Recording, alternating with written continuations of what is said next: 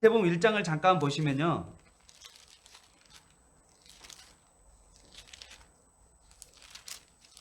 마태복음 1장 한번 보십시다. 마태복음 1장 20절에 가보면 주의 사자가, 그 주의 사자는 천사거든요. 그래서 천사가 현몽, 꿈에 나타났다는 거죠. 그래서 천사 현몽 그렇게 써가지고 여기 보면 마태복음 이 그림 6페이지, 제가 나눠준 6페이지에 가보면 그 6페이지에 보면 나사렛이란 지역이 있습니다. 나사렛 보이시나요? 저 밑에 스불론 밑에 나사렛이란 지역이 있죠. 거기에 보면 나사렛에 쓸 수 있는 것이 하나밖에 없는데 사실 하나를 더 그려야 돼요. 그래서 동그라미 안에다가 1을 쓰시고 그 다음에 그 옆 동그라미 옆에다가 뭐라고 쓰냐면 20, 그러면 1장 20 그렇게 쓰고 뭐라고 하냐면 천사 현몽 이렇게 쓰셔야 돼요.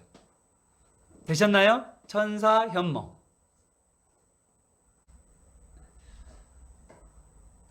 스불론 밑에 보면 나사렛 보이시죠? 스불론 밑에 나사렛. 네.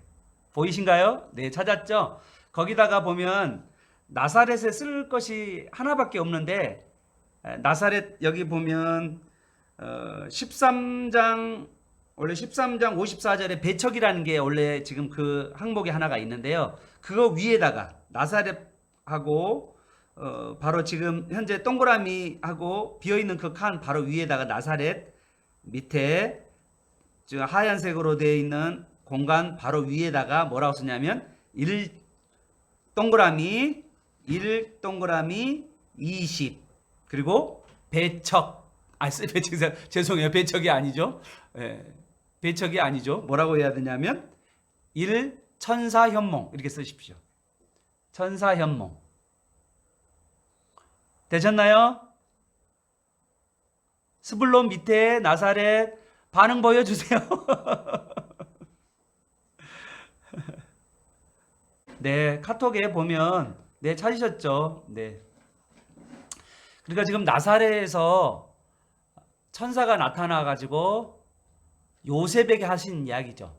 그래서 예수님 이름 이야기도 해주고 그 다음에 예수님이 구원할 거다라고 하는 이야기도 해주고 그리고 꿈에서 깨어납니다.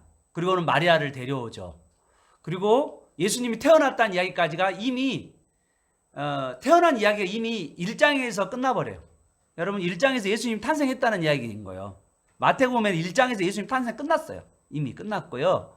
그 다음에 2장에 탄생 후에 이야기라는 이야기죠. 2장은 탄생 후의 이야기예요. 이미 예수님 탄생해가지고 꽤 시간이 지났어요. 최소한 1년에서 2년 사이의 시간이 지났어요. 그리고 누가냐면 2장에 가보면 동방박사가 어디에 오냐면 예루살렘에 들어오는 거죠. 그래서 예루살렘에 들어와서 예루살렘이 완전히 소동해져. 유대인의 왕으로 나시니까 누구냐고 말하니까 이미 지금 유대인의 왕이 있고 또 왕이 또 태어났다라고 그러니까 완전히 예루살렘은 소동을 할 수밖에 없는 상황이죠. 발칵 뒤집었죠. 자, 그 가운데 동방박사가 말씀의 인도를 받아서 예수님이 어디서 태어나냐면 베들레헴에서 태어난다는 이야기를 듣고 동방박사 베들레헴까지 가죠. 그래서 동방박사 베들레헴에서 예수님을 보고 집에 들어가서 예수님을 경배했다. 그런 말씀이 있습니다. 그러니까 예수님이 태어난 지 벌써 1년에서 2년 사이에 되어서 집에서 예수님하고 그리고 요셉과 마리아가 집에 베들레헴에 있는 집에서 벌써 이제 살고 있는 그런 가운데 동방박사가 들어온 거죠. 그리고 동방박사가 이렇게 세 개의 보물을 그에게 이제 드리고 세 가지 보물 보배압을 드리고 그리고 나서 동방박사는 다른 길로 가고요. 그리고 나서 어떻게 되냐면 그 밤에 요셉은 꿈을 잘 꾸는가 봐요. 꿈을 잘 꾸는 사람은 왜 꿈을 잘 꿀까? 제가 보니까 모르겠어요. 선잠을 많이 주무신 분들이 꿈을 잘 꾸더라고요. 그런데 이제 여기서는 이제 하나님의 역사죠. 하나님의 계시가 꿈으로 표현되어 있죠. 그래서 하나님의 계시로 꿈에 이제 예수님을 죽이려 하는 사람이 이제 예수님의 생명을 찾는다라는 이야기를 듣고 목숨을 찾는 이야기를 듣고 어떻게 합니까? 다시 그쪽으로 가게 되는 거죠. 어디로 가게 되죠? 이집트요, 이집트. 그래서 이집트로 이제 가는 이야기가 되는 거죠. 예수님이 어디로 가냐면 이집트로 이제 가게 되고요. 그리고 이제 이집트에서 돌아와서 어디냐면 나사렛에서 살게 되는 이야기까지가 2장입니다. 그래서 이제 다시 2장에 보면 나사렛의 어린 시절이라고 써야 돼요. 그래서 2장 어디를 찾아야 되냐면 2장에 여러분 보시면 2장 23절 나사렛 쓰십시다. 거기다가 그 흰색 그 비어 있는 공간이 있잖아요. 거기다가 뭐라고 쓰냐면 2장 23절 어린 시절 이렇게 쓰세요. 2장 23절 어린 시절 이렇게 쓰시오. 그리고 이제 그 밑에다가 뭐라고 써야 되냐면 하나 더 써야 돼요. 동그라미 치시고 13장 54절 배척 그렇게 쓰셔야 됩니다. 13장 54절에 가보면 거기에 배척이 나와요. 예수님이 나사렛에서 배척당하신 모습이 나오거든요. 그래서 이 나사렛에서 이 세 사건이 크게 벌어지게 되는 거죠. 그리고 이제 3장에 가보면 예수님이 어디로 가냐면 요단강에 가셔서 세례를 받은 장면이 나오고, 그리고 4장에 가보면 예수님께서 유대 광야에서 마귀에게 유혹받는 장면이 나오고요. 그리고 4장 자 가봅시다. 4장 12절을 가보시면 예수님이 다시 갈릴리로 이제 오시는 장면이 나옵니다. 이제 이때부터 예수님 이제 사역이 시작되죠. 13절을 보시면 4장 13절에 잠깐 이런 이야기가 나와요. 나사렛을 떠나. 예수님이 그러니까 또 여기 나사렛에 오셨다는 것을 알게 돼요. 그죠? 세례를 받으시고, 그리고 마귀에게 유혹을 받으시고, 그리고는 어떻게 오냐면 예수님께서 나사렛에 오셨다는 것을 알게 됩니다. 그런데 나사렛이 어느 지역에 소속되어 있냐면요, 스불론에 소속되어 있어요. 그래서 앞에 보면 나사렛 그리고 스불론이라는 지역이 써져 있죠. 우리 지도 보면 나사렛, 스불론이라고 하는 지역이 되어 있고요.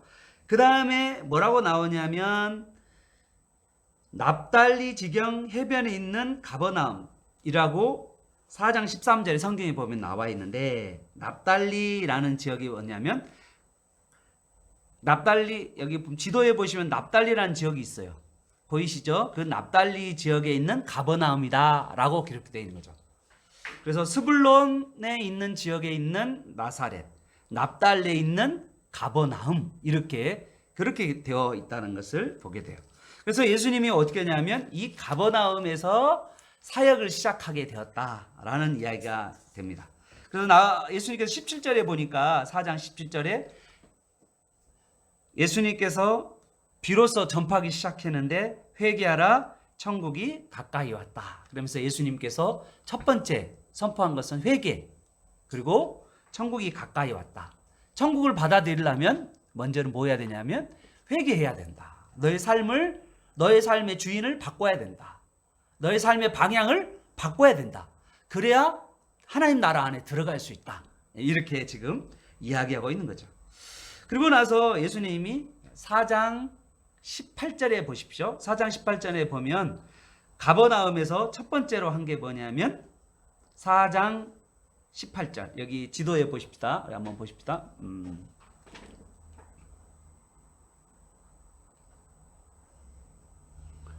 네, 4장 18절 보이시죠? 4장 18절에 보면 네 제자가 나옵니다. 그리세요? 쓰세요. 4장 18절 네 제자. 가버나움 위쪽으로 두 개의 동그라미가 있잖아요. 거기에 동그라미 위 첫 번째 4 쓰고, 그 다음에 18은 18장, 18장. 그리고 납달리 지역에 4장 13절이 나오죠. 애원 성취 나오죠. 4장 13절에 이사야가 예언했던 것이 성취되었다라는 이야기가 나옵니다. 4장 13절.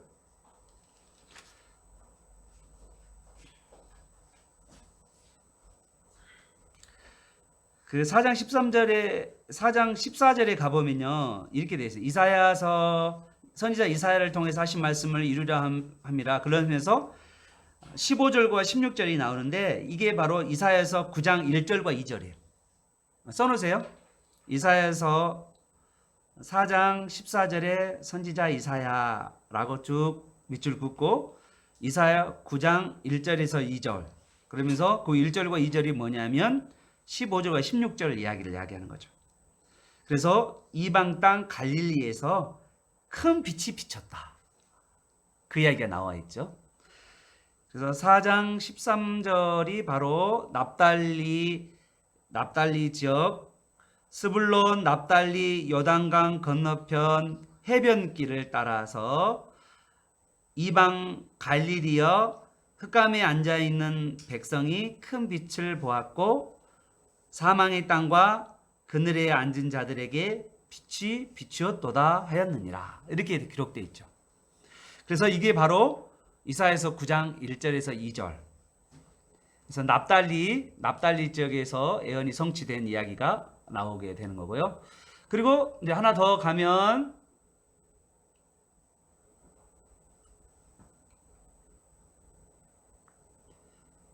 4장 18절 보이시죠? 4장 18절은 네 제자 보이시죠? 그리고 예수님께서 네 제자를 부르시고 나서 5장 1절에 보면 갈릴리 리자 여기라 5장 1절 보이시죠? 갈릴리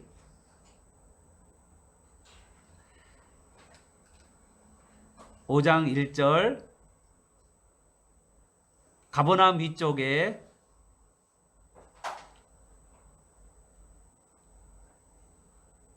갈릴리 5장 1절입니다. 네. 5장 1절 산상수훈이 나오죠. 그죠? 산상수훈이 나오고 있습니다. 보이시죠? 예수님께서 갈릴리 팔복산 어떻게 보면 가버나움 위쪽에 있는 팔복산에서 산상설교를 하신 장면이 여기에서 나오는 거고요. 이제 이거를 5장부터 시작해서 어디까지 냐면 7장까지가 바로 산상설교죠. 보이시나요? 7장까지. 그리고 나서 예수님이 산상설교한 다음에 산에서 내려온다라는 이야기가 8장 1절에 나옵니다. 8장 1절에 보시면 산에서 내려오신 장면이 나오죠. 그러면 산에서 내려왔다라는 말은 가버나움으로 들어가는 중이에요. 그러니까 산상설교 하시는 팔복산에서 가버나움으로 내려가는 그 가운데 나병 환자를 만난 장면이 나오고요. 그리고 나서 어떻게 하냐면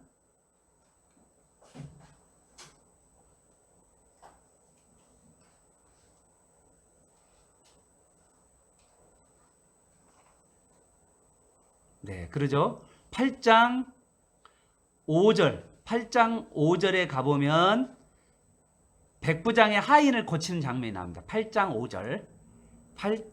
5절 가버나움 바로 밑에 가버나움에서 일어난 일이에요. 가버나움에서 일어난 이야기는 네 제자를 부른 이야기. 그리고 8장 5절에서는 백부장의 하인을 고친 사건이죠. 백부장 하인 이렇게 써야 됩니다.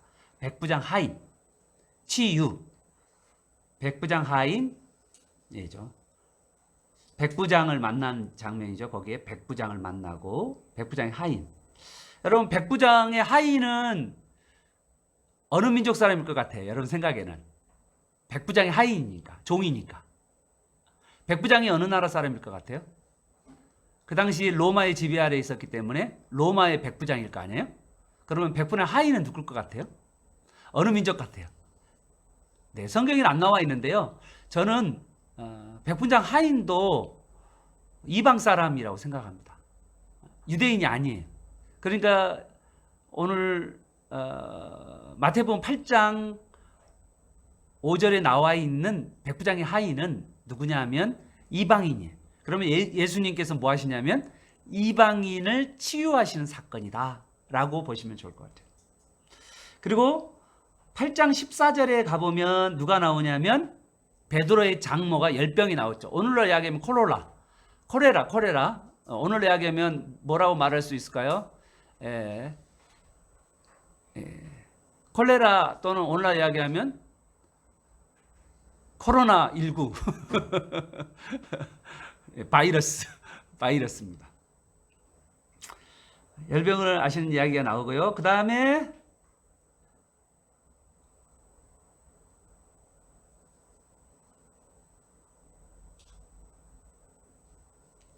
자, 그 다음에 8장 24절 갈릴리 바다를 건너시는 장면이 나오죠. 8장 24절 풍랑이라고 쓰세요. 8장 24절 풍랑. 갈릴리 한 바다 가운데 풍랑 보이시죠? 갈릴리 위쪽, 갈릴리 바다 위쪽에다가 써져 있죠. 풍랑. 갈릴리 바다 위쪽에다가 풍랑. 8장 24절 풍랑이라고 쓰시고요. 갈릴리 바다를 건너가시는 장면이 나옵니다. 그 다음 또 넘어갑니다. 거라사라는 지역 보이시죠? 네, 잘 보입니다. 거라사라는 지역 보이시죠? 거라사의 돼지떼 8장 28절. 네, 8장 28절. 예수님께서 거기서 귀신 들린 자 두 사람을 귀신을 내쫓는 이야기가 나옵니다. 네, 됐고요. 그 다음에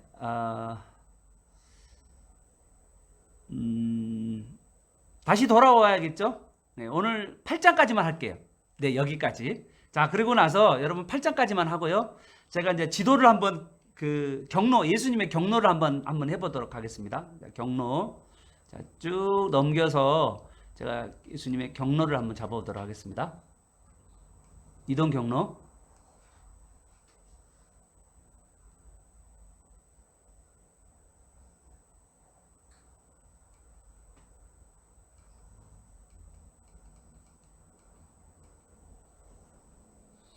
자, 예수님, 한번 우리 지도 한번 그려볼까요? 여러분, 저기 어디서 하냐면요, 나사렛이라고 돼 있는데, 그 오른쪽으로 보면 검정색으로 줄이 하나 쭉 그어졌죠. 나사렛 옆으로 쭉 있잖아요. 거기가 해변길이에요, 해변길. 그러니까 여러분, 거기서부터 밑줄을 그으세요. 나사렛 오른쪽으로 밑줄을 쭉 그으세요. 이렇게 연결해서 길을 따라서 쭉 연결해주세요.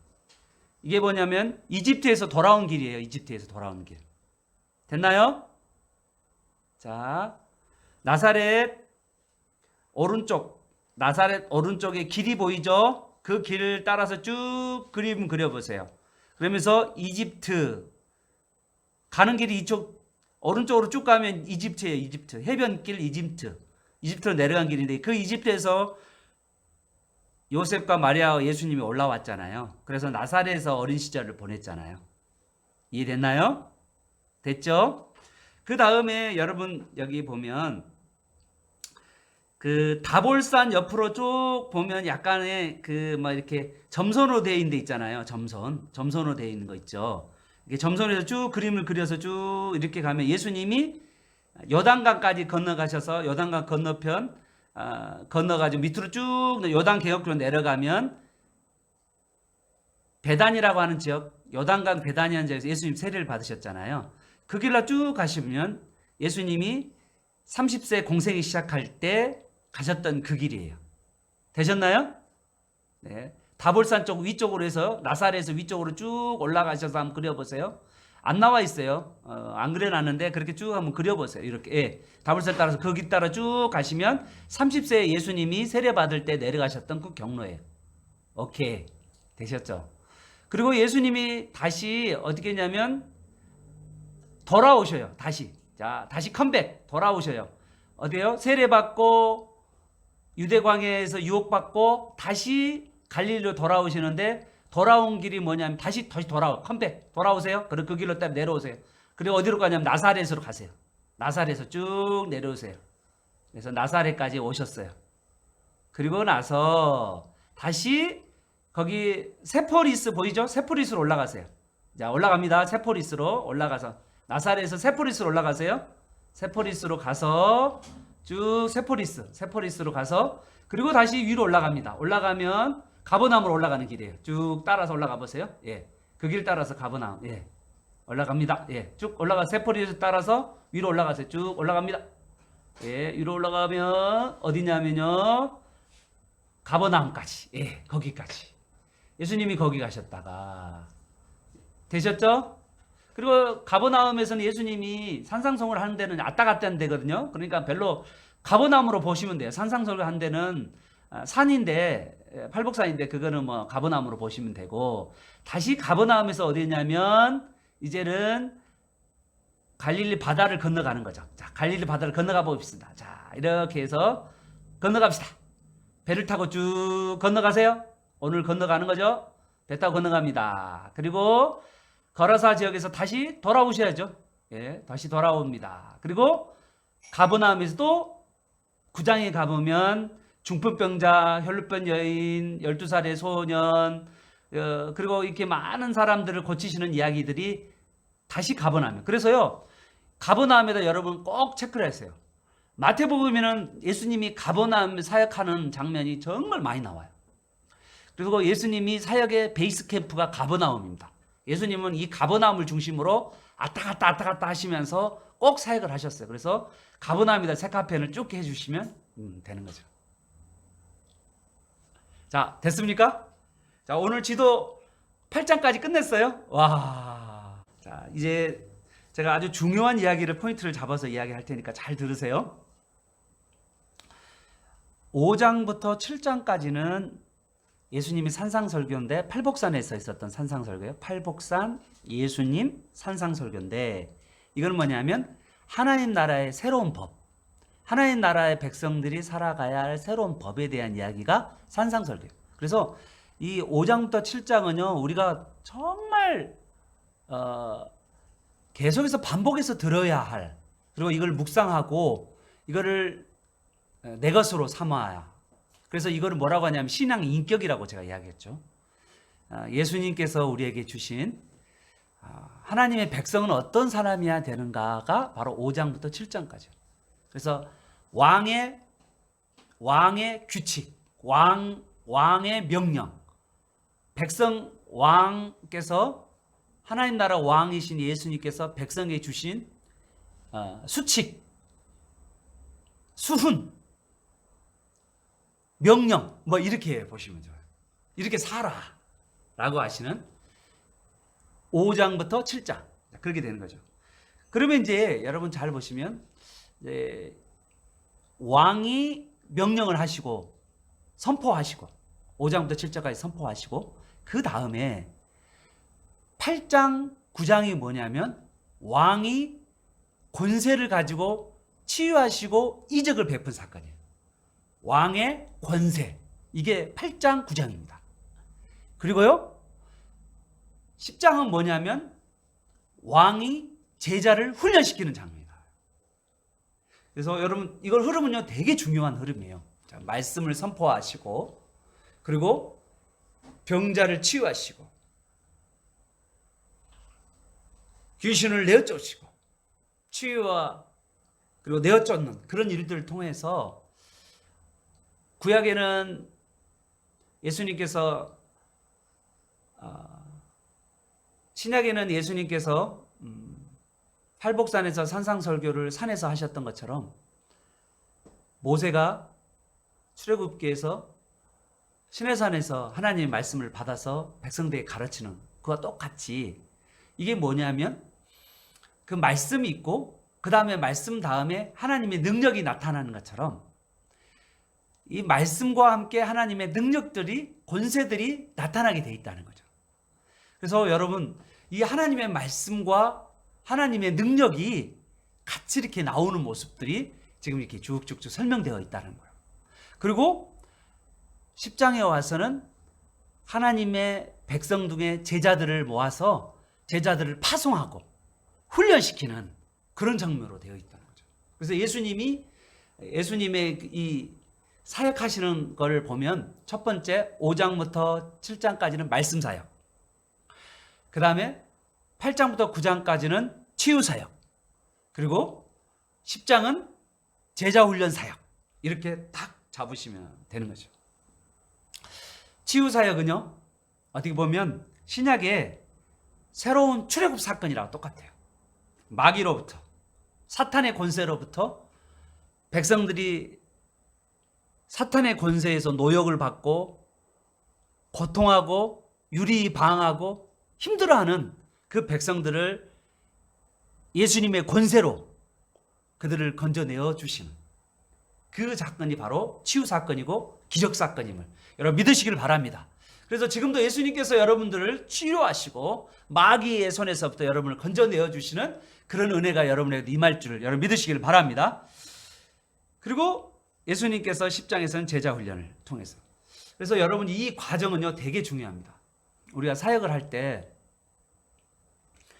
우리의 사역이 어떤 사역이 되어야 하냐면 말씀 사역이 돼야 되고요. 그리고 우리가 또한 교회 안에서 치유 사역이 일어나야 되고요. 그 다음에 세 번째는 교회 안에서 제자 훈련하는 사역이 일어나야 된다는 거죠. 이게 바로 예수님의 사역입니다. 그래서 저는 제가 하고 싶은 거 하나가 있는데 제가 아직 못하고 있어요. 그런데 제가 주일날도 혹시 주일 예배 설교를 듣고 나서 마음에 감동이 오신다면 제가 하고 싶은 게 뭐였냐면, 해도 되는데 여러분 선뜻 나오지 않을까 봐 내가 안 하고 있는데, 그건 뭐냐면요, 혹시 주일날 교회에 나왔는데 몸이 불편하거나 힘든 분이 있다면, 그리고 많이 어렵다면 예배 후 설교 후 끝난 다음에 강대상으로 나오셔서 저한테 또한 안수 기도를 받으셔서 또 기도하시면서 우리 하나님께서 치료하시는 그런 일들을 우리 교회가 체험하면 체험되기를 바랍니다. 제가 치유하는 것이 아니라 누가 치유한다는 거죠? 예수님이 치유하시는, 예수님께서 부족한 저를 통하여서 놀라운 치유 사역을 이루어 가시는 그러한 사역들을 우리 교회에서 해나갈 줄로 믿습니다. 여러분도 예수님의 이름으로 병든 자, 귀신 들린 자, 연약한 자를 예수님의 이름, 예수님의 권세로 치유하시고 또 회복하는 그런 놀라운 은혜가 여러분에게도 일어나기를 바랍니다. 그래서 우리 교회가 이런 놀라운 일들이 치유하고 말씀 선포하고 치유하고 제자를 삼는 그런 일들이 교회 안에서 계속해서 일어나기를 바랍니다. 자, 이제 8장 정리 잠깐 하겠습니다. 참 이게 신기한 구조로 되어 있는데요. 한번 자세히 보시면요, 마태복음 4장 23절에 보면 이 말씀이 있잖아요. 예수님께서 두루 다니시며, 뭐라고요? 두루 다니시죠. 온이란 단어가 마태복음 9장 35절에 뭐라고 나오냐면 모든 도시와 마을을 두루. 마태복음 4장 23절에서는 온 갈릴리 두루. 예수님께서 찾아가시는 예수님의 모습이 돼요. 예수님의 사역 중에 사실은 찾아가는 사역이 되게 중요해요. 우리가 사실은요, 우리 교회의 비전이 뭐예요? 찾아가는 교회잖아요. 찾아가는 거예요. 첫 번째 예수님은요, 찾아가셨어요. 찾아가신 사역. 그리고 예수님께서 두 번째로 하신 것은 뭐냐면 가르치는 사역. 그리고 예수님께서 가르친다는 말은 뭐냐면요, 제자 훈련을 한다, 양육한다 라고 말할 수가 있어요. 그리고 세 번째는 천국 복음을 전파한다. 이거는요, 전도라고 말할 수도 있고 세상 사람들에게 천국을 전하는 그런 거고요. 그 다음에 가르치고 천국 복음 전하고, 물론 우리도 천국 복음을 드려야 되죠. 하나님 나라의 천국 복음을 드려야 되고, 그리고 예수님께서는 뭐 하셨냐면 모든 병과 모든 약한 것을 고치셨다 그런 거죠. 저는요, 우리 예수님께서 모든 병과 모든 약한 것을 고쳐주시는 분임을 믿으시길 바랍니다. 여러분도 여러분의 정말 해결되지 않은 고질적 질병을 우리 예수님이 터치하시면, 예수님께서 여러분을 고치신, 예수님이 여러분의 악한 질병, 그러한 질병들, 마귀의 질병들, 그리고 내 삶 가운데 내가 습관적으로 잘못된 습관으로 말미암아서 얻은 질병들을 예수님께서 치료해 주실 줄로 믿습니다. 여러분 죄로 말미암아 걸렸던 모든 죄들이 예수님께서 치료해 주실 줄 믿습니다. 이런 일들이 예수님께서 마태복음 4장 23절에 하셨는데, 그거를 마태복음 9장 35절에 또 반복하시고 계시면서 거기 안에 마태복음 5장 7절에 말씀 사역, 그리고 8장 9절에 치유 사역, 그리고요 10장에 가보면 제자 사역. 그렇게 해서 예수님의 사역하는 모습들이 아주 구체적으로 표현되어 있다는 것을 보게 됩니다. 자, 넘어가겠습니다.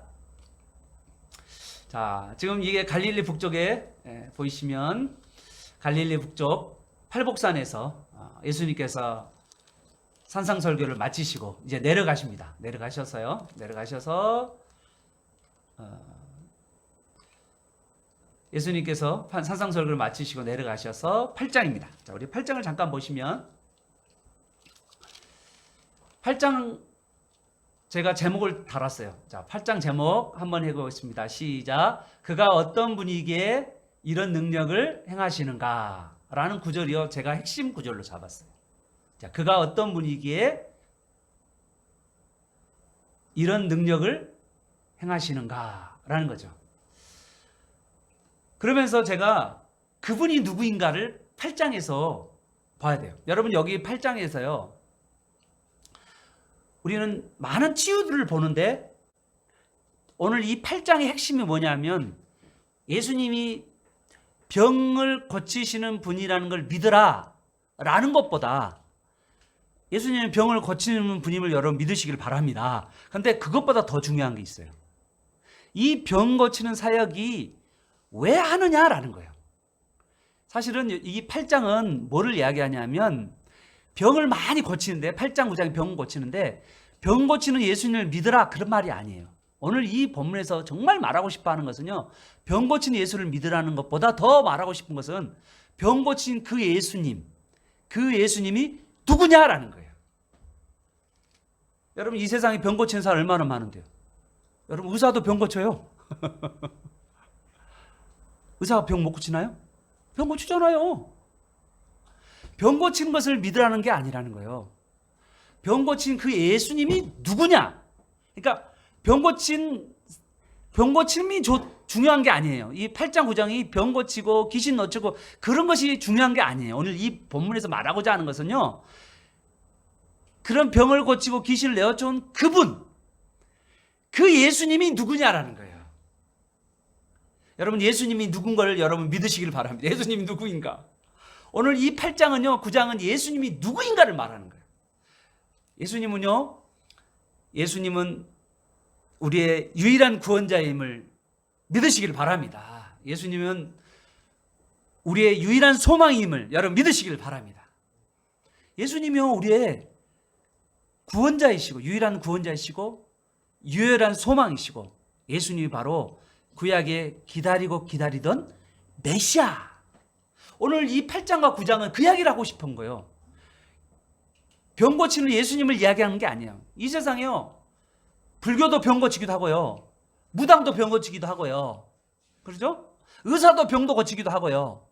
병 고친다는 이야기의 핵심이 아니에요. 예수님이 누구인가? 예수님은 그리스도임을 믿으시길 바랍니다. 예수님은 하나님이 보내신 유일한 구원자임을 믿으시길 바랍니다. 예수님은 우리의 질병을, 우리의 죄의 문제를 해결하신 분임을 여러분 믿으시길 바랍니다. 우리 죄에서 건져내 주신 분임을 여러분 믿으시길 바랍니다. 여러분 병은요 누구나 다 고칠 수 있지만, 누구나 다 해결할 수 있지만, 그러나 우리의 죄는요 어떤 사람도 이 죄 문제를 해결할 수가 없어요.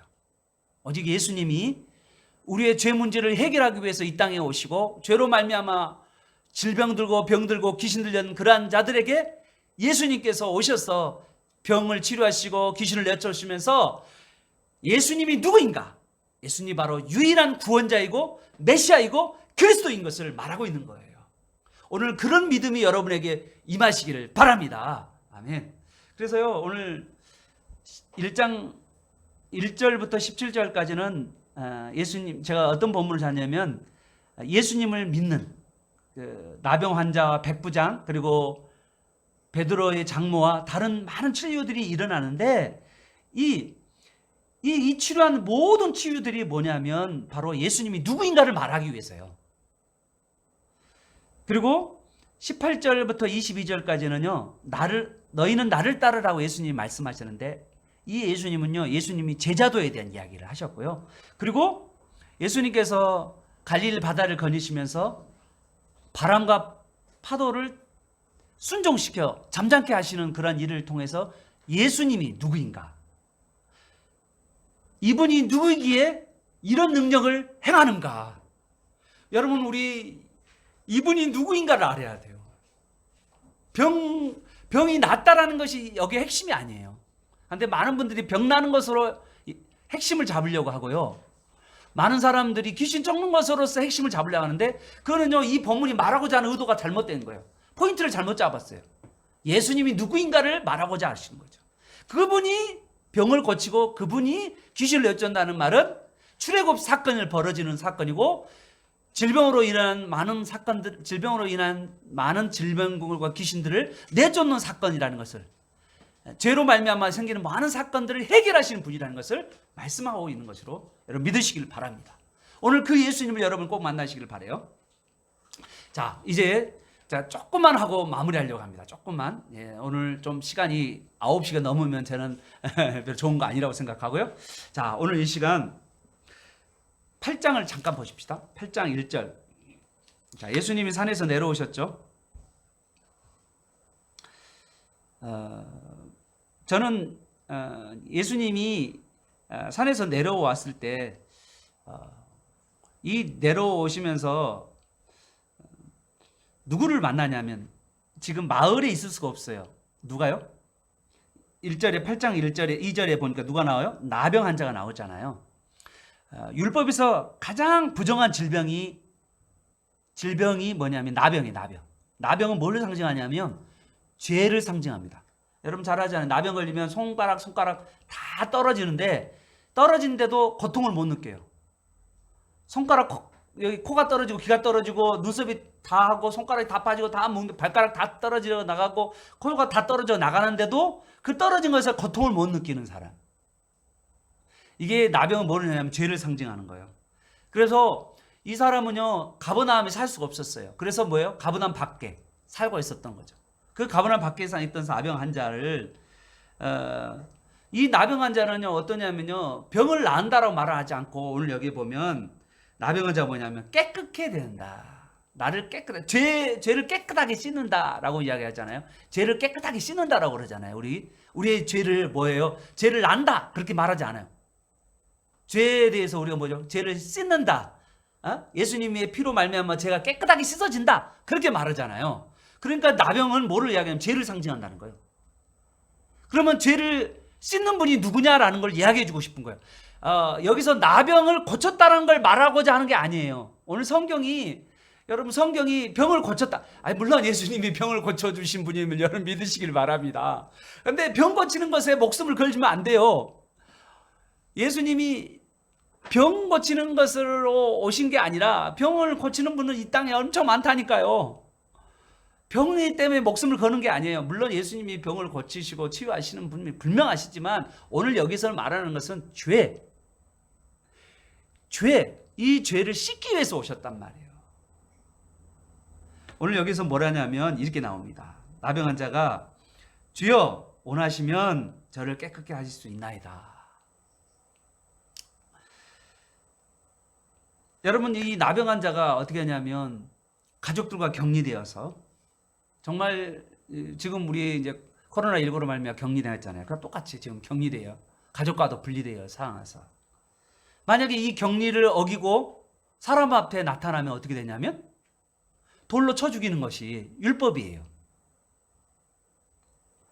그런데 이 사람이 뭐 하냐면 예수님께 나옵니다. 한번 봐보실래요? 여기 그림을 자세히 보시면요. 자, 예수님께서 많은 무리들과 함께 가버나움으로 내려오는 중에 있잖아요. 보이시죠?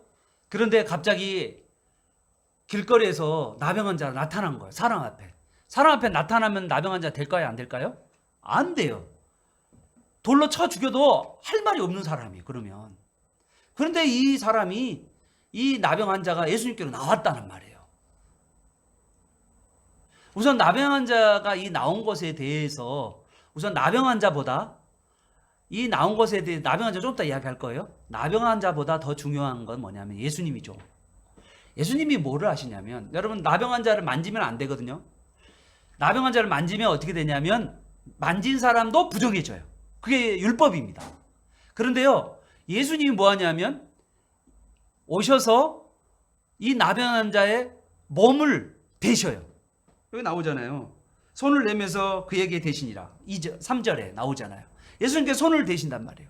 이건 뭐를 의미하냐면 율법을 예수님이 어기신 거예요.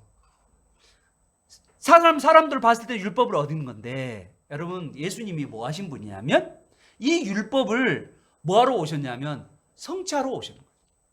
예수님이 메시아가 올 때까지 이 나병 환자는 어떠한 사람이냐면 격리 있어야 돼요.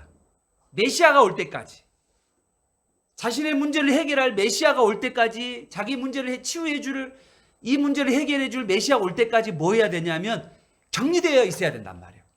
그런데 메시아가 오면 문둥병자, 소경, 안진뱅이, 모든 질병들이 메시아가 오면 치료가 일어나게 된단 말이에요.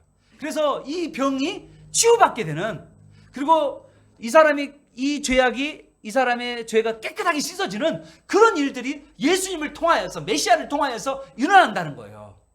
그래서 예수님이 손을 대시면서 어떻게 하시냐면 그를 거룩하게 깨끗하게 만드셨다는 거예요. 오늘 이걸 말하고 있는 거예요. 지금 예수님께서 손을 대시는 말은 이 깨끗하게 하는 사역을, 죄를 씻는 사역을 예수님께서 하셨다는 거예요.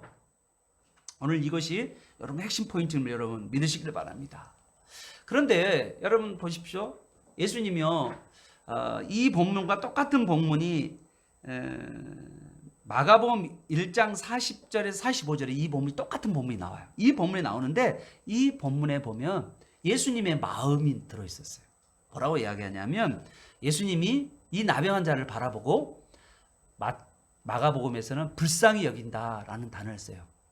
그러니까 예수님이 손을 대는 것도, 예수님이 이 치유하는 이 일한 모든,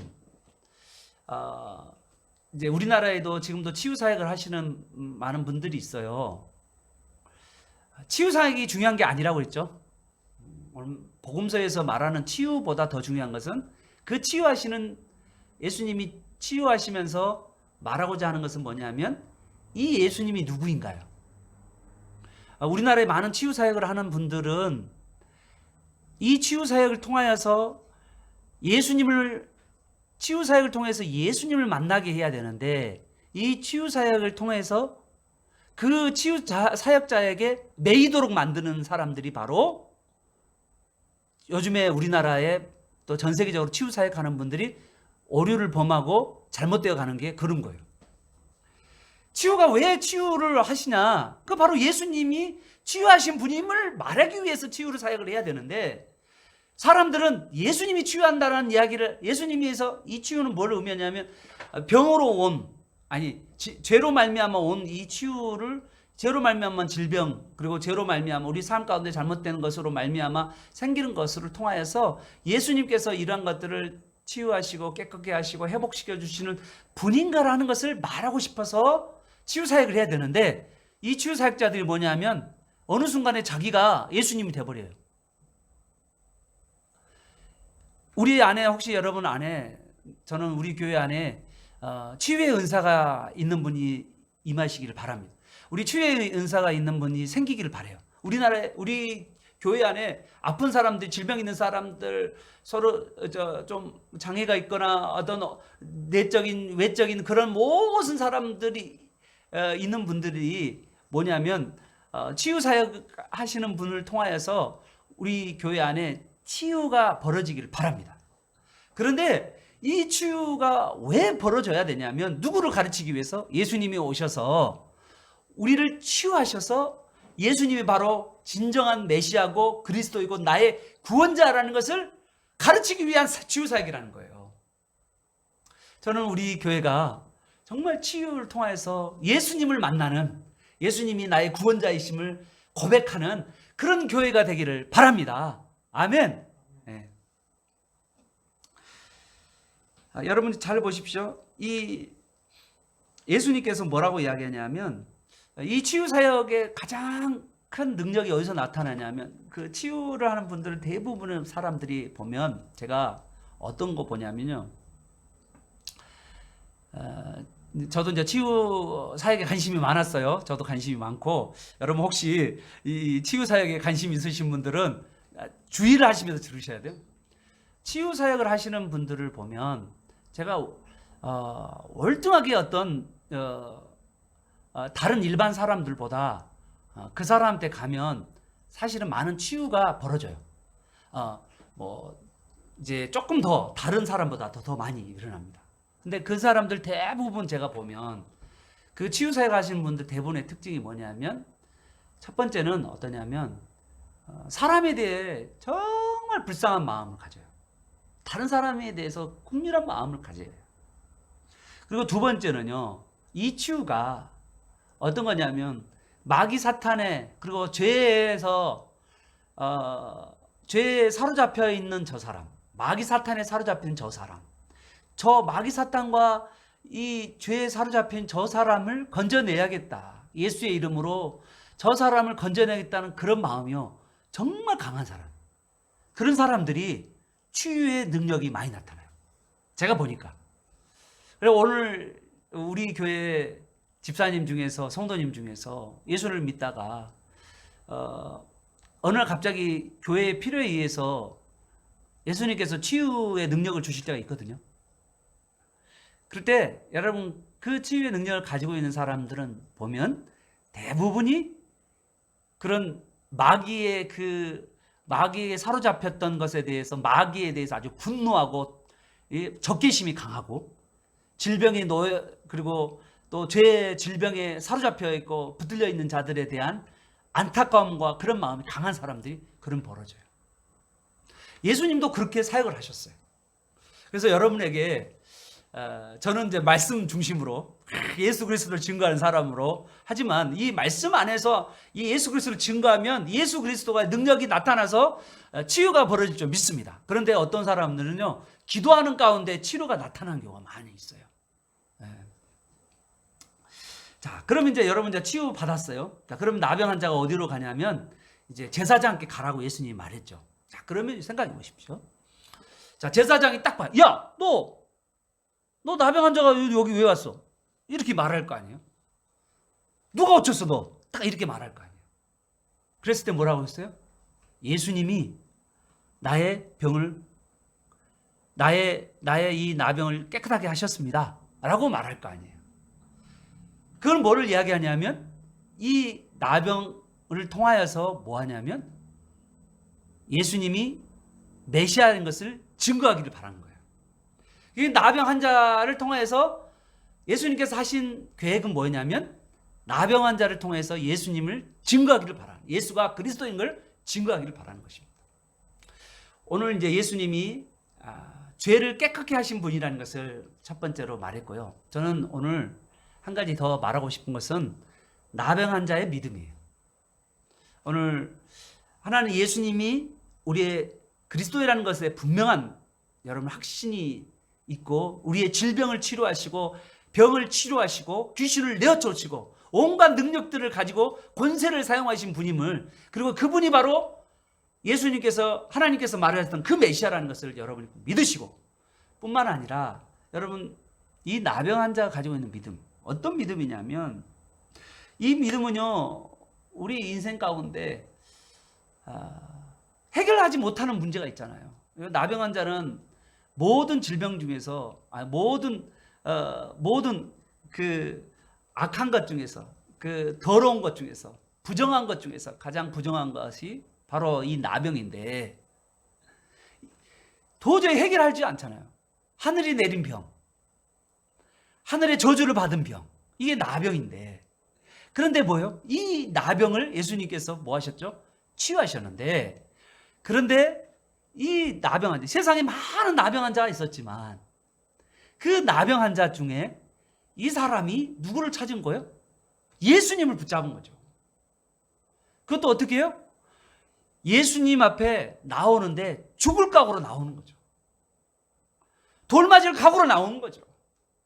우리 인생에 큰 문제가 있는데 이 해결할 길이 없는데 그 인생에 이 해결할 길이 없는 이 문제를 가지고 내가 죽을 각오로 예수님께 나아갈 때 그 예수님에서 그 믿음을 보시고 예수님이 그를 깨끗게 하시는 그런 놀라운 역사가 일어나게 된다는 걸 여러분 믿으시길 바랍니다.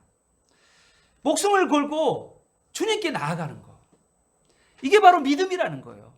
그런데 이 믿음이 뭐 어떤 믿음이냐면, 아니 뭐 우리 여러분 이런 사람 있잖아요. 어떤 사람 중에서 어디 산에 이제 옛날 보면 정철 집사님도 그러던데, 정철 집사님 예수 믿기 전에 그랬대요. 저기 산에 올라가 가지고 몸 제기하고 깨끗하게 몸 저기하고 이 산에다가 절을 하면서 자신의 이 고민과 이 힘듦을 해결해 달라고 그랬다고 그러잖아요. 정철 집사님이 그래서 그런 가운데 점점점 이 정철 어학원을 해서 엄청난 부를 누렸잖아요. 그럼 물론 이제 그 아들 정학영을 통해서 예수님을 믿게 되었잖아요. 정학영 집사님 통해서 예수님을 믿게 되었는데, 아무튼 여러분 어떤 사람도 내가 간절하게 뭔가를 뭐 나무에다가 믿거나 아니면 어떤 절에 가서 믿거나 어떤 무당에게 간절하게 이렇게 해서 막 믿음을 가지고 있다고 해서 그 사람이 질병이 낫기도 하고 병도 고치기도 하고 그런 간증들이 나와요. 그런데 더 중요한 것은 뭐냐면, 이 병을 고친다는 그 개념보다 더 중요한 개념이 뭐냐면, 이 사람이 나올 때 나를 깨끗게 하실 수 있나이다 라고 이야기하면서 구약부터 내려오는 메시아가 하는 사역이 뭐냐면 죄를 씻는 사역인데, 그 죄를 씻는 사역이라는 메시아에 대한 확고한 믿음이 있었다는 거예요. 그리고 예수님이 메시아인 것을 그가 믿었다는 거예요. 여러분에게도 그런 믿음이 임하시기를 바랍니다. 오늘 뭐라고 이야기했냐면 11절을 잠깐 보시면 11절에 이런 이야기가 나옵니다. 11절에 뭐냐면 천국 이야기가 있어요. 천국에 앉는다. 예수 그리스도를 통해서 천국으로 들어가게 되는데, 질병이 중요하지 않아요. 질병은요, 여러분요, 나을 수도 있고 안 나을 수도 있고 그런 거 별로 중요하지 않아요. 천국이 중요하단 말이에요. 여러분 이 땅 가운데 살면서 가장 중요한 게 뭐냐면, 질병이 물론 내 인생의 큰 문제죠. 문제인지 맞아요. 그런데 예수님이 뭐라 했어요? 죄를 지으면 차라리 눈을 빼버려라, 손가락 잘라버려라, 그런 이야기를 했잖아요. 그러면서 눈이 없고 손가락이 잘리고 죄를 짓지 않고 불구로 천국에 들어간 게 낫다라고 그렇게 말하잖아요. 그러니까 우리 인생이 중요한 게 뭐냐면, 내 현재 그 당하는 이 문제 있긴 있어요. 그 예수님이 이 문제를 해결해 주셔요. 믿으시면 아멘. 그런데 더 중요한 것은 그 문제를 해결하신 그 주님이 우리를 천국으로 인도하시고 그분이 유일한 메시아시고 우리의 죄 문제를 해결하신 그분이라는 믿음이 필요한 거예요. 그런데 우리는요, 그 믿음까지는 안 가는 거예요. 단지 내 병 고쳐주고 내 문제 해결해 주시는 그분, 그거로만 가는 것이 지금 우리나라의 신앙을 망가뜨리고 있는 거란 말이에요. 지금 예수님이 누구인가를 알아야 되는데, 예수님은 그냥 병 고치는 분으로만 알고 있단 말이에요. 그러면 이 세상의 의사와 똑같다니까요. 예수님은 그래서 계속 뭐라고 이야기하냐면 천국 이야기를 계속 하시는 거예요. 우리한테 나는 천국문을 열어가는 자다. 예수 그리스도를 믿음으로 말미암아서 천국에 들어가는 자. 누가요? 나병한 자가. 누가요? 여기 이방인의 백부장이요. 이방인의 백부장의 하인이요. 누가요? 하나님 나라 가운데서 구약에는 도저히 이 사람은 구원받지 못할 이방인이라고 생각했던 그 이방인들이 예수 그리스도 안에서 이제는 천국으로 들어오는 이야기가 있는 거예요. 그런데 뭐요? 정작 여기 뭐라고 써 있냐면 12절에 보면 그 나라의 본 백성, 그 나라의 본 백성은 뭐예요? 메시아를 기다리는 본 백성이에요. 메시아를 기다리는 본 백성이 어떻게 해요? 이 정작 오신 그 메시아가 와갖고 메시아의 증표인 이 치유 사역이 귀신을 내쫓는 사역을 하고 있는데도 그들은 예수님을 메시아로 받아들이지 않는 유대인들. 예수님이 가슴 아파하는 게 그거예요. 오늘 우리는요, 예수님을 바라볼 때 단지 병 고치는 분, 귀신 내쫓는 분 그렇게 아시면 여러분 예수님 못 만난 거예요. 예수님을 여러분의 유일한 구원자이고 여러분의 죄를 질병을 해결하시고 여러분을 천국문을 열어가시고 여러분에게 모든 걸 주시는 분이라는 것을 여러분이 믿으셔야 돼요. 그 믿음이 여러분 안에 여러분 생애 가운데 임하시기를 축복합니다. 오늘 저는 이 한마디를 통하여서 여러분에게 정말 바라고 싶은 것은요, 나는 예수님을 누구라고 믿느냐? 나는 예수님을 내 문제 해결하는, 단지 내 문제 해결해 주는 그런 분으로만 알고 있나? 아니면 그분은 나의 구원자이시고 나의 주인이시고,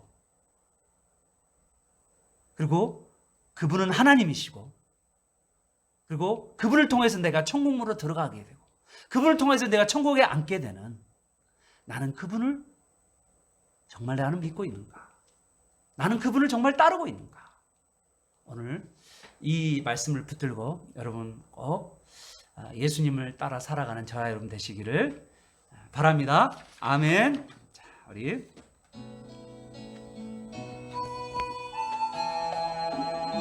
찬양하겠습니다.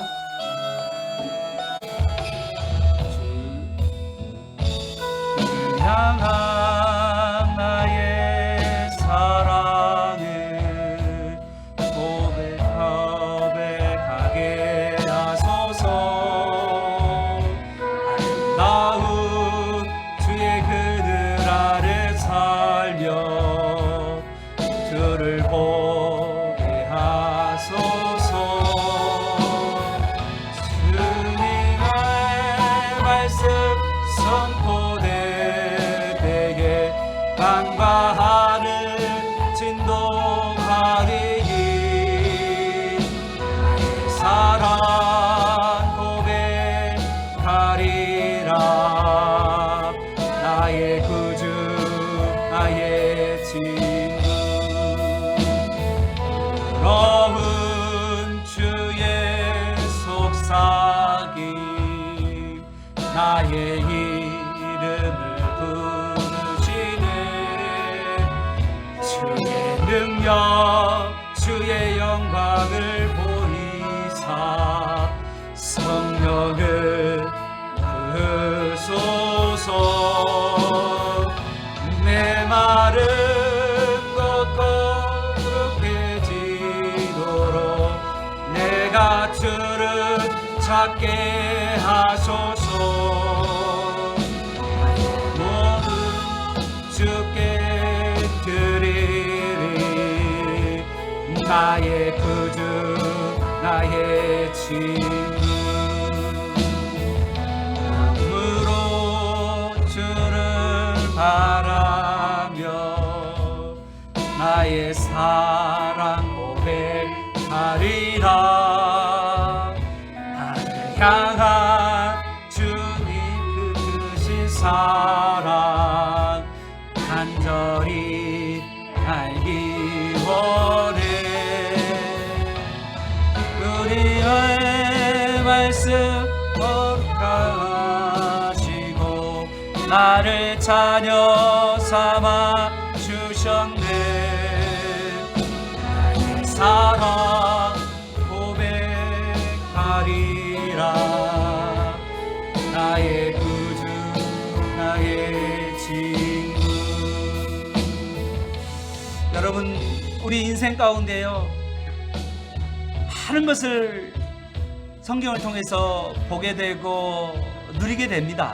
그런데 이 많은 것들 보고 누리게 되는데요, 내가 종종 성경을 보면서 예수님을 못 만나고, 내가 종종 보면서 예수님이 나의 죄와 죽음과 지옥의 권세에서 나를 해방시켜 주시는 그분임을 모르고, 주님께서 나를 건져내어 주신 천국에 앉게 하신 분임을 모르고 내 인생에 조금 문제 해결해 주시고 내 인생에 질병 치료하시고 내 인생에 그걸로만 예수님을 알고 있다면 여러분 예수님을 부분적으로만 알고 있는 거예요.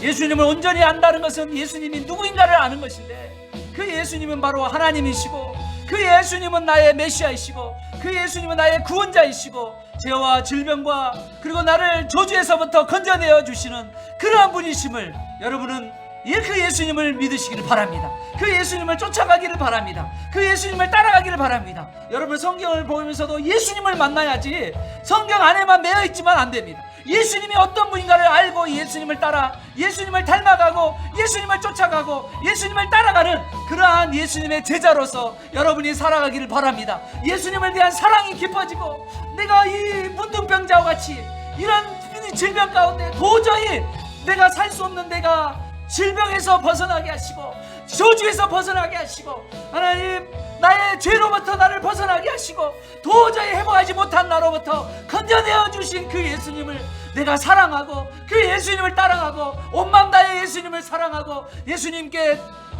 내 자신을 드리는 헌신하는 삶을 그렇게 살아가는 그런 자가 될 수 있도록 도와주시고, 예수님께 순종하는 자가 되게 해달라고 이 시간 같이 한번 우리 주여 한번 주여 통성으로 간절하게 기도하겠습니다. 주여,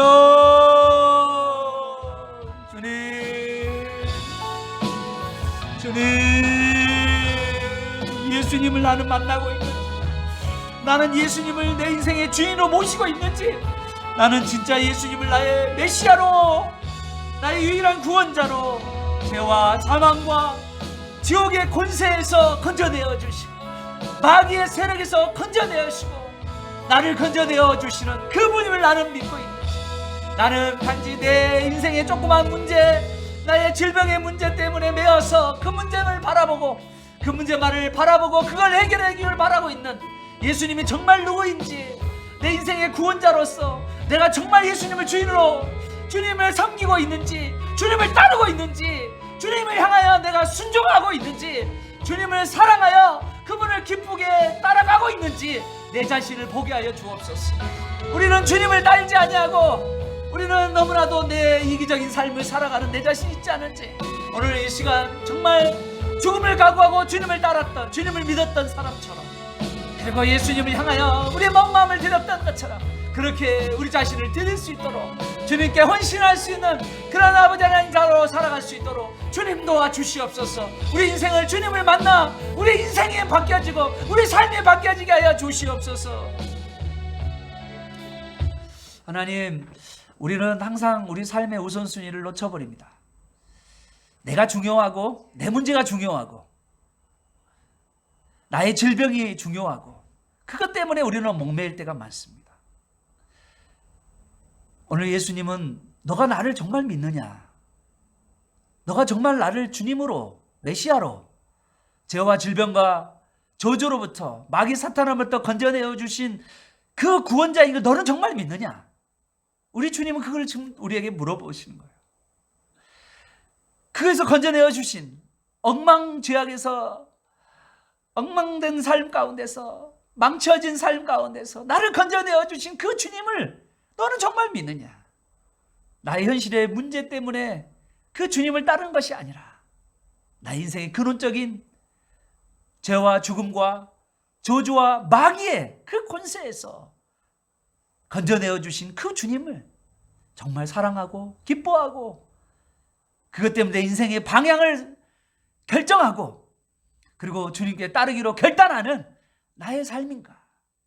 오늘 여기 있는 우리 모든 함께하는 우리 성도님들이, 나는 정말 이 예수님을 만나서 나는 행복한가? 나는 예수님을 만나서 즐거운가? 나는 이 예수님을 만나서 나는 행복한 자다. 죄의 가림을 받고 죄의 용서를 받는 자는 복되다라고 하는 바울의 고백처럼, 다윗의 고백처럼, 나는 그런 고백이 내가 받은 것이 얼마나 큰데, 나는 이 문제 해결되지 않아서 쩔쩔매고 있는 내 모습을 보고 있으면, 다 내 모습을 그걸 보시면 정말 주님은 나를 위해 하신 것이 무엇인지를 말하고 있는데 그걸 보지 못하고 내 문제에 쩔쩔매고 있는 우리 자신을 보며,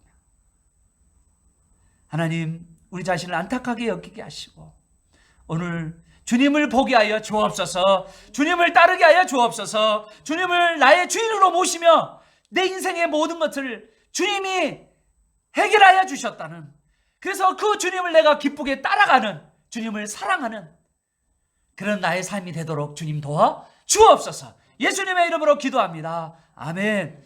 오늘 다시 한번 기도하기를 원합니다. 내 인생 주님 따르기를 원하며, 우리 가족들 주님 따르기를 원하며, 내 인생의 우선순위가 주님을 향하여 있게 하여 주시고, 주님을 먼저 만나게 하여 주시고, 주님과 교제하게 하여 주시고, 먼저 그의 나라와 그 의를 구하게 하시고, 주님에 따르는 제자로서의 삶을 살아가서 저 사람은 정말 주님을 믿는 사람이야, 정말 주님을 따르는 사람이야, 저 사람은 정말 주님을 만난 사람이야, 정말 그런 죽을 각오로 주님을 따르는 그런 자가 될 수 있도록 주님 도와달라고, 여러분 자신을 위해서, 여러분 자녀 부부를 위해서, 가족을 위해서, 이 나라를 위해서 이 시간 함께 기도하시고 자유롭게 돌아가시길 바랍니다. 오늘 이 시간 같이 한번 여러분의 인생의 문제, 여러분의 가지고 있는 근심, 걱정, 기도 제목들을 일일이 주님 앞에 고백하면서 우리가 예수님을 통하여서 이 문제가 해결되는을 고백하며 나아가기를 바랍니다. 오늘 이 시간 주여 세 번의 주여 통성으로 기도하면서 응답받고 돌아가시길 바랍니다. 주여, 주여, 주여. 주님, 주님, 나는 주님을 만나 행복한가? 나는 주님을 만나야 행복한가? 나는 주님을 만나, 주님이 나를 위해 그렇게 나의 모든 아버지 하나님, 나의 더러운 것, 나의 부정한 것, 나의 모든 악한 것, 그 주님을 나는 만났는가? 주님을 만났는가? 하나님, 우리 가족들이 그 주님을 만났는가? 주님, 우리 가족들이 그 주님을 만났는가? 아버지 하나님, 우리 가족들이 정말 그 주님을 만났는가? 주여, 그 주님을 만나 나의 삶이 바뀌었는가? 그 주님을 만나 나의 삶이 담대해졌는가? 그 주님을 만나 목숨을 걸며 살고 있는가? 주님, 그 주님을 만나 세상에 감당할 수 없는 사람이 되었는가? 그 주님을 만나 나는 행복한가? 그 주님을 만나 우리 가족들이, 그 주님을 만나 그 가족들이 변화가 일어나는가? 주님,